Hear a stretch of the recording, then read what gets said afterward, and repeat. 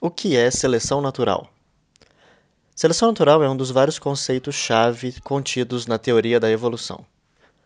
Para entender exatamente o que é seleção natural e por que ela é tão importante, vamos primeiro dar uma rápida olhada em dois outros conceitos evolutivos: descendência com modificação e a ideia central da ancestralidade comum.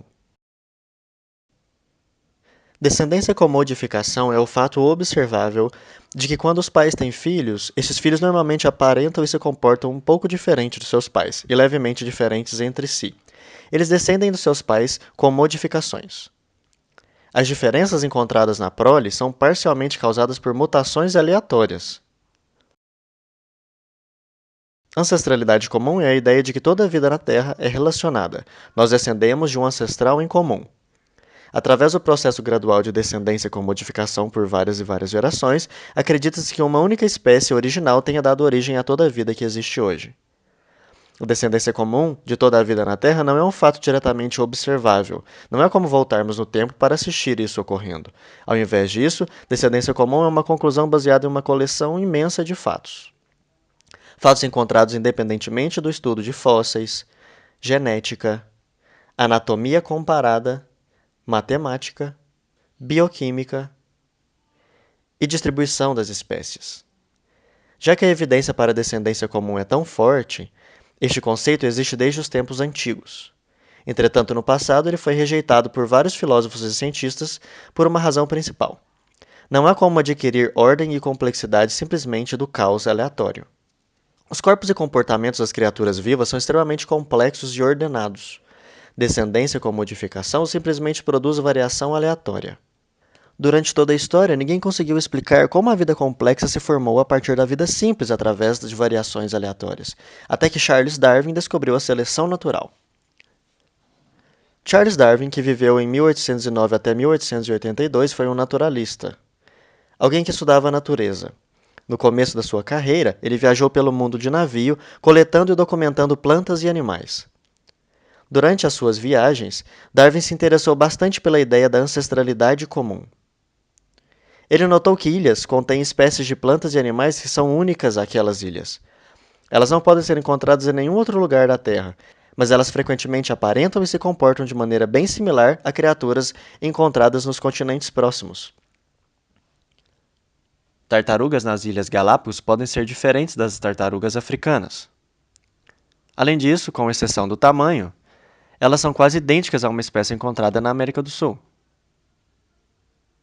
Darwin acreditava que as similaridades poderiam ser melhor explicadas através da ideia da ancestralidade comum. Há muito tempo, uma tartaruga do continente pode ter sido levada para as ilhas, possivelmente em uma balsa de detritos de uma tempestade, e assim que chegou, botou seus ovos. Mudanças aleatórias causadas pela descendência com modificação durante milhares de anos eventualmente transformaram tanto as criaturas da ilha do continente que elas não podiam mais ser consideradas da mesma espécie. Essa ideia fazia sentido para Darwin, exceto por um detalhe. As criaturas da ilha que ele encontrou não eram aleatoriamente diferentes das do continente. Elas eram especialmente adaptadas para a vida na ilha. As Ilhas Galápagos são uma coleção de 18 ilhas principais, sendo que várias são lares de tartarugas. As ilhas maiores possuem bastante grama e vegetação. Tartarugas lá crescem bem mais e possuem cascos em forma de domo. Algumas das ilhas menores possuem muita pouca grama, forçando as tartarugas a se alimentarem de cactos nessas ilhas. Os melhores pedaços de cactos crescem no topo das plantas. Felizmente, tartarugas nessas ilhas são equipadas com patas frontais expandidas e cascos no formato de celas, permitindo que elas estiquem muito mais os seus pescoços para alcançar o alimento. É quase como se essas criaturas dessas ilhas tivessem sido preferencialmente esculpidas para sobreviver nesses ambientes únicos. Como então esse processo aconteceu?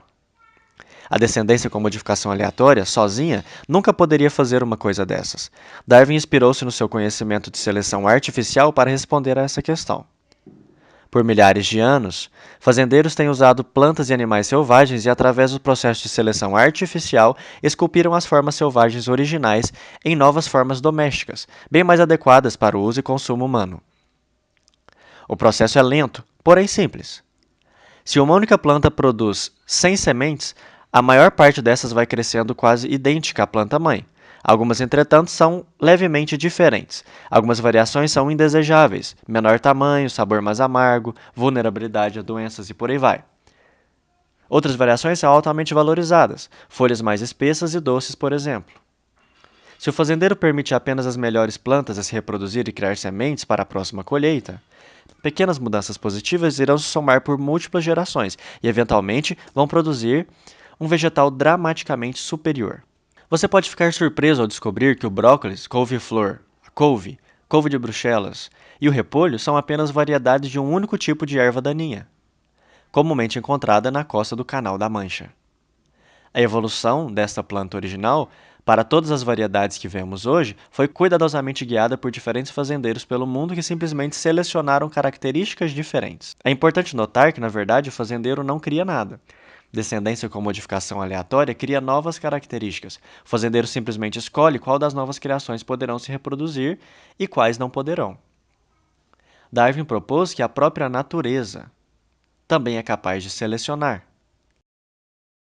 Ela pode não ter um cérebro inteligente como o do fazendeiro, mas a natureza é um lugar extremamente perigoso de se viver. Há germes que podem te matar. Animais que podem te comer. Você poderia morrer de calor. Você poderia morrer por exposição ao frio. Quando os pais produzem uma variedade de filhos, a natureza, simplesmente por ser um lugar difícil de sobreviver, decide quais variações poderão viver e reproduzir e quais não poderão. Através de múltiplas gerações, criaturas se tornam cada vez mais aptas para sobreviver e reproduzir nos seus ambientes específicos. Darwin chamou esse processo de seleção natural. Desde a primeira vez que Darwin propôs sua ideia em meados de 1800, a seleção natural tem sido estudada e observada numerosas vezes na natureza e em laboratórios. O que começou com uma mera ideia agora é, oficialmente, um fato observável. A descoberta de Darwin tem expandido bastante o nosso entendimento do mundo natural, tem levado a incríveis novos avanços e finalmente permitiu aos cientistas considerarem seriamente a ideia de ancestralidade comum. Resumindo, o que exatamente é seleção natural? Seleção natural é o processo pelo qual mudanças evolutivas aleatórias são selecionadas pela natureza, de uma maneira consistente, ordenada e não aleatória.